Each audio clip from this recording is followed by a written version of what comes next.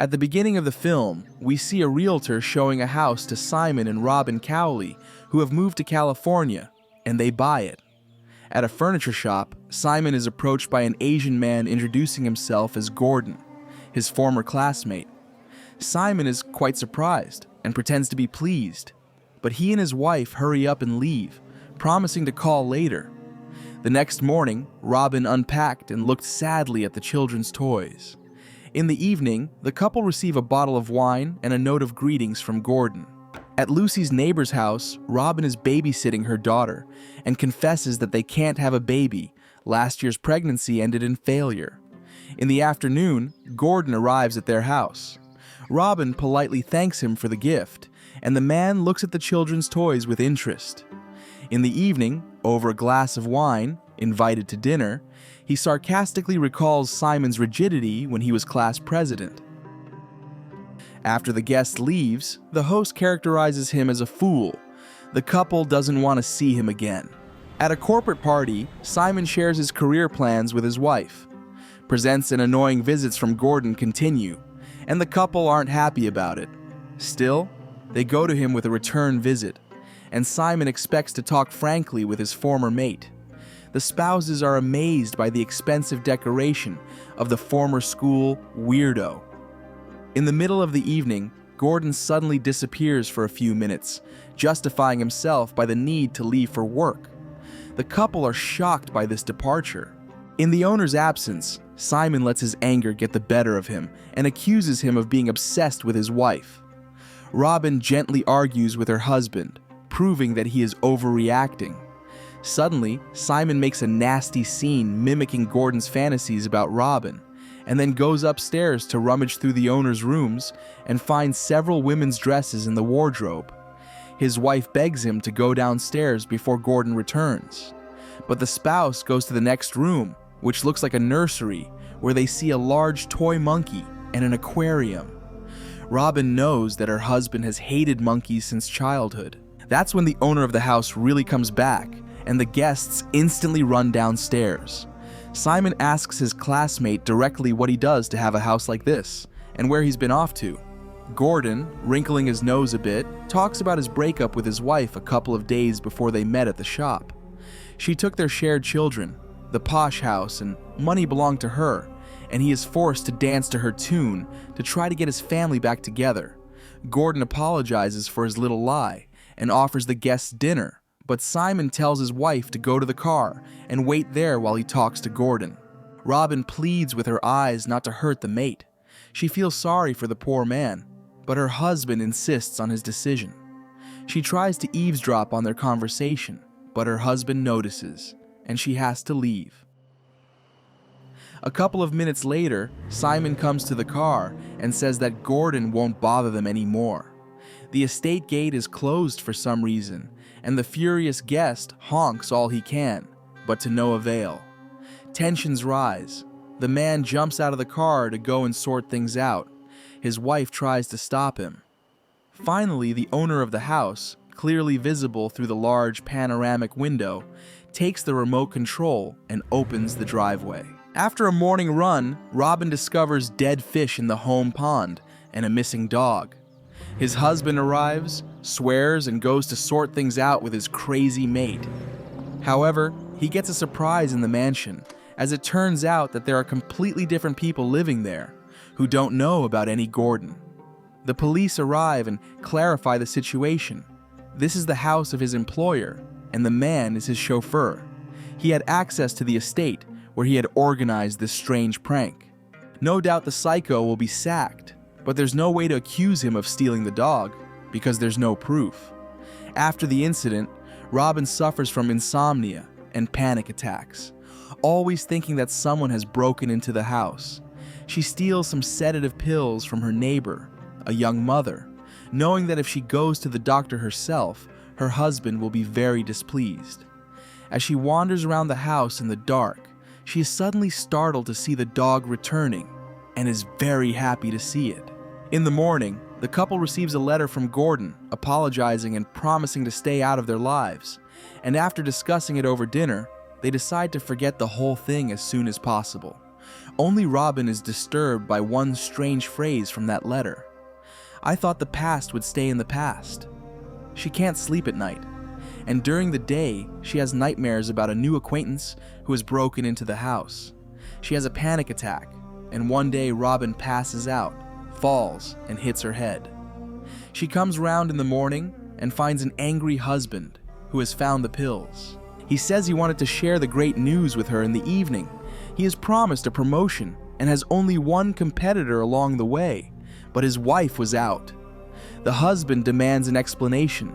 The wife excuses that she wasn't on medication and something else triggered the attack. She wants to apologize to Gordon again and asks her husband to meet with him, but he is against it. The couple have a big quarrel, and the husband demands not to burden him with nonsense and to stop taking the pills. Robyn resents, and her husband blames everything on the jerk who has intruded into their lives, comforts her and asks her to forget about everything. The woman struggles to hold it together and sticks to her daily routine. For a few months, everything goes well, and by Christmas, Robyn pleases her husband with the most desirable gift: a positive pregnancy test in a festive box. Time is running fast, and Robyn's due date is approaching. While trying on clothes in a department store, she suddenly sees Gordon observing her in the street. She rushes after him, but the man quickly leaves. All family and friends gather for the baby shower. According to an American tradition, Robyn takes the opportunity to ask her husband's sister about Gordon. She tells her that in high school, the boy was the victim of abuse by an older boy, and Simon and his friend told everyone about it. As a result, Gordon was trolled and humiliated and even kicked out of school, but the sister is sure that her older brother saved him from the rapist then. Although she was 12 at the time, she doesn't remember the details well. In her husband's absence, Robyn rummages through his desk and finds a dossier on Gordon, as well as other compromising documents, including a second candidate for promotion with Simon, and another short note from the weirdo, a prophecy from the Bible about a stinking pit dug by a wicked man for himself. She is determined to get to the truth and finds Greg Pierce, the same schoolmate of her husband's that his sister spoke of. The woman asks him directly about that long-ago story and confesses that she is very disturbed by it all. Greg denies it, but admits that Simon was very cruel in his school days and made up the whole story about Gordon, thus causing a wave of bullying at school and almost ruining the boy's life.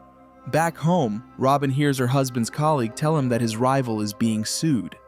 Simon is angry at Robyn for her detective work, and she is horrified that he has ruined the life of an entire family for no reason.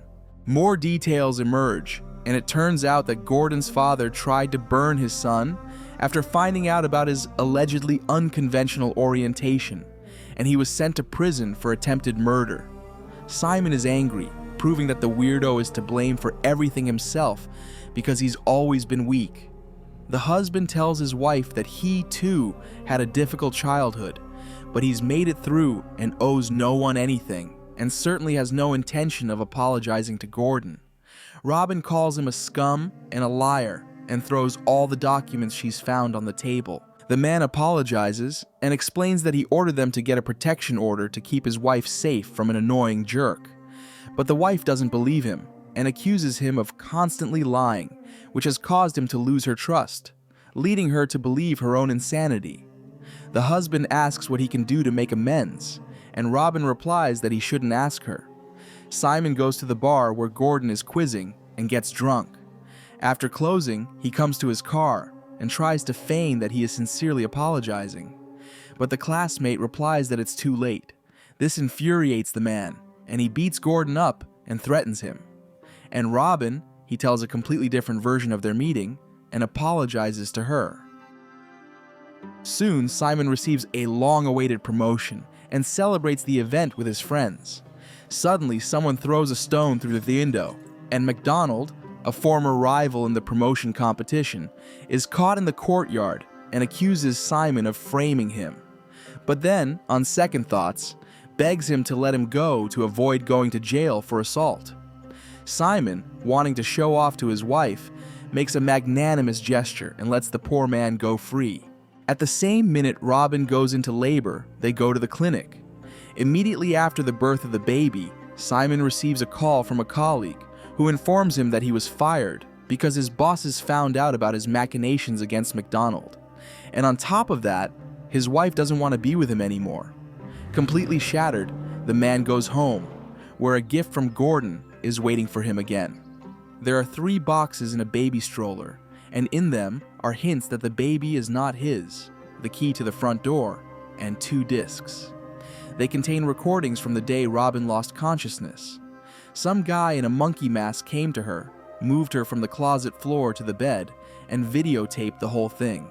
Who knows what else he did? Furious, the man rushes back to the clinic and sees Gordon there, who visits Robyn with a bouquet, but he slips away and then calls himself. Having recently thought he'd hit the jackpot, Simon is now completely shattered and begs Gordon to tell him that he hasn't touched his wife and the baby isn't his. But Gordon mocks him, saying neither yes nor no, and makes him doubt and agonize, saying that everything will be clear from the baby's eyes. Simon goes to the baby box where Robyn is holding a baby boy and tries to understand from his eyes if it is his son.